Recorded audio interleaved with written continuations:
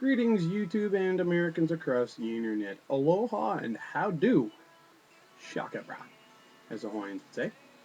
Anywho, you might be asking yourself, hey, Knotty Hands, what's that in your lap? What do you got in your hands? Gee, I wonder. Well, let's find out, shall we? Ooh, this is my tool bag of sorts, alright? Now, I've got to have a snap link. Always have a snap link handy. Why? I don't know. I've yet to have to put them into work. Over here, these are my little Knot Man, little, I don't want to call them dolls, but little figurines of sorts that I tied. I've been experimenting with different versions of tying that together.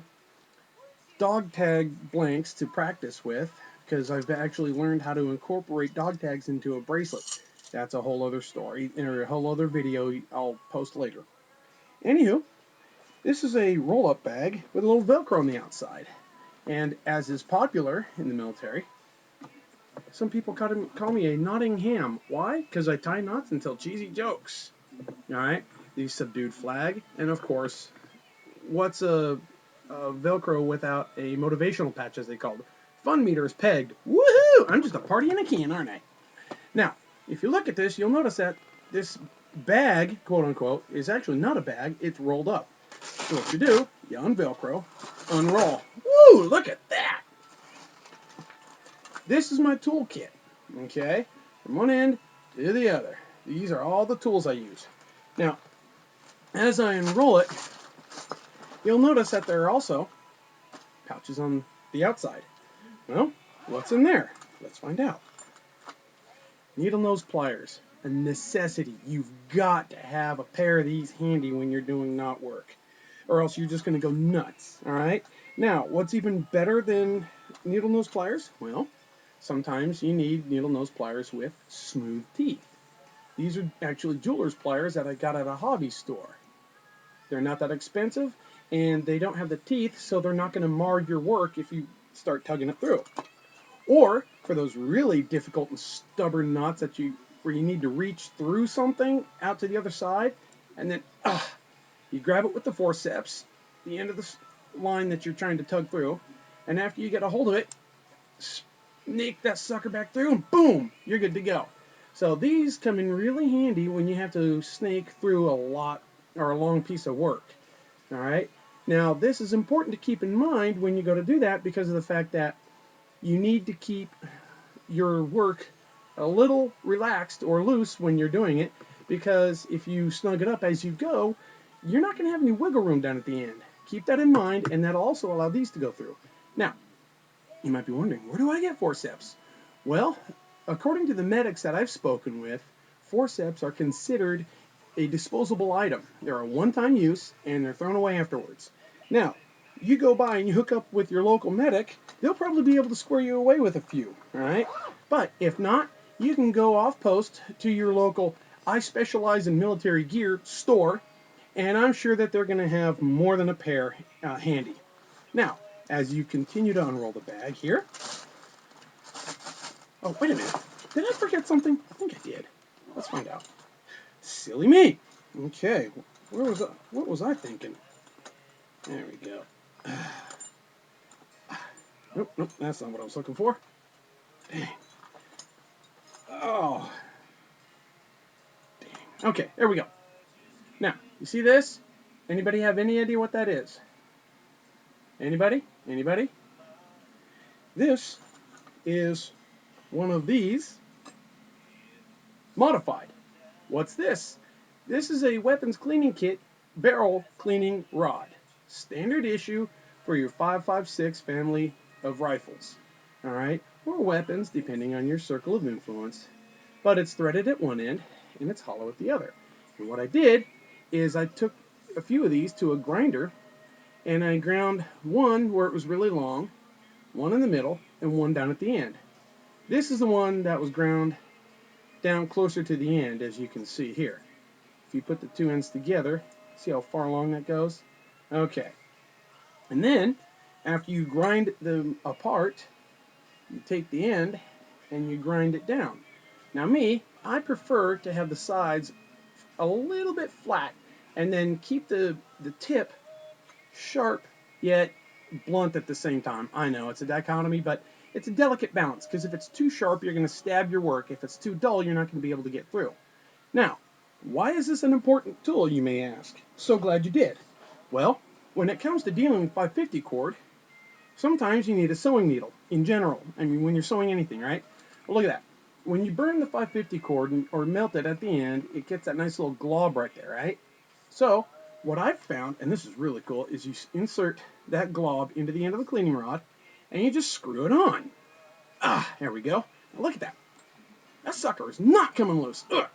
And I'm tugging on that. I mean, I'm really putting some oomph on that. And it's not coming loose. Because that melted glob is inside there, and it caught the threads in the end of the cleaning rod.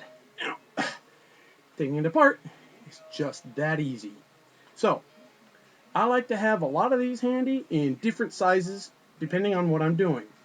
And sometimes I'll have a project where I'll have these attached to it at both ends, and then I'll start another project because I'm getting frustrated with the first one. Believe me, it's very important. If you start a knot that is very difficult, work on it till you get frustrated. When you get frustrated, take a deep breath, walk away, get a drink of water, cup of coffee, what have you. Relax a few minutes, all right? Chill out, and then come back to it. Now, as I was going before, you hear that? You know what that is? Well, some of you has probably guessed by now. It's a whole buttload of marbles. Why? Why, Knotty Hands? Why? Why do you have all these marbles? Well, that's in order to make a monkey's fist. Or no, a monkey's. Yeah, that's a monkey's fist. Excuse me. That's in order to make a monkey's fist with a core in it. Wow, the lighting in here stinks. Let me see if I can cover that lighting a little bit. Get you a better view. Anyway, you'll just have to take my word on it. That's a monkey's fist. A 3-pass monkey's fist with a marble for a core. Alright? So there you go. That's why I have the marbles. Because people love having a monkey's fist for a keychain. And I've done a lot of them. Okay? Now, of course, I also do bracelets. And I've done many a bracelet as well. Now, some people prefer... Where'd that go? Can you see that through the bag? There's a little plastic buckle in there. Some people, when it comes to... Oh, there it is. When it comes to bracelets, would prefer the plastic buckle. Other people prefer a uniform button, which I've got another load of those. Whenever I get something, I get it in bulk. This piece here is for dog leashes, in case I end up making one of those, which I've made a couple of. Now, over here, let me start down at this end now that we're inside the bag, so to speak. This is a crochet needle, okay? And you'll see that little gate right there. What happens is, when you slip it through this gate, when you slide it through going this way, the gate is going to be open so it does not snag on your work. Then, once you put that hook around the 550 cord and you're going to pull it back through, that gate will close, thus allowing the hook to slide back through again. This is for knitting purposes. Well, what's tying fancy work? It's the macho way of knitting, okay? No bones about it, okay? Now, over here we have what's called the Swedish fid. Why Swedish? Couldn't tell you. Care less, but that's what it's called. But instead of calling it a Swedish fid, I just call it a fid, because I don't want to give credit to any one nationality. Please. Anywho, how does that work? Well, what happens is, when you get into a tight bind, you see that little hollow scoop type shape? You wedge that between the lines where you need your next pass to go. Once you get that in there, you take your cord and you put it in that little hollow groove and you fish it through. Once you grab your cord at this end and pull through, this slides back out and poof, you're good to go. Alright? Now, the bag itself, if you're wondering, is actually intended to be a first aid kit. But I don't do first aid. I do knotting. Alright?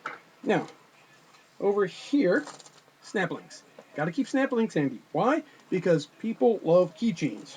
Alright? Over here, dang, this lighting in here stinks today. There we go. There it is. This, believe it or not, good Lord, is, there we go, a butane soldering iron. Why? Because sometimes when you're trying to tie knots, you're doing so in the wind. And who wants to sit there with a big lighter trying to do this in the wind. Not me, okay? Darn near impossible to try to do this in the wind, or to melt cords in the wind with a bic. Not happening. Now this little piece of line right here, this is actually a trot line, okay? But I like the needle on the end, so I'm going to use it to thread work through whenever I need it. Alright? Now, of course, zip ties, more zip ties.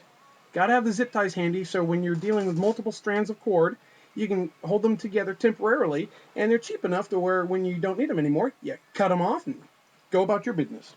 Okay. More hooks for more dog leashes, because people like those too. Now this is pretty unique. I actually found a battery-operated soldering iron. Why a soldering iron?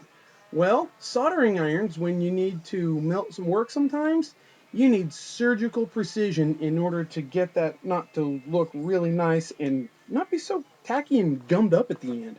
Because if you just light it with your lighter and then go to push on it and squish the molten glob down, it just looks awful. People don't like that. Okay. Oh, more buckles for bracelets. Now, that first soldering iron I showed you is butane powered. Well, here you go. Now, why do I have two cans? Because I've noticed that whenever I need it, the one can is going to be empty, so I always have a spare with me. Now, why battery and propane powered soldering irons, you may wonder? Well, because being in the military, whenever I go travel about in the name of the cause, believe it or not, I actually take this bag with me. Okay? So I can do my little handiwork whenever, wherever I choose. Dang, bag's fighting me now. Alright, let's try that again. Where's my bid? There you are. Anyway, I have the battery-powered soldering iron in case I have to travel by air and the airlines will not let me have butane on board, which I understand. I can buy more when I get to my destination. Alright? And I have the butane ones because they're a lot more high speed than the battery-powered one. The battery-powered one works, and it works well. Just sometimes one is more convenient than the other. It just depends on your situation. So there you go. There's my knot tying kit. Thank you much. Knotty Hands at yahoo.com. Knotty Hands is out of here.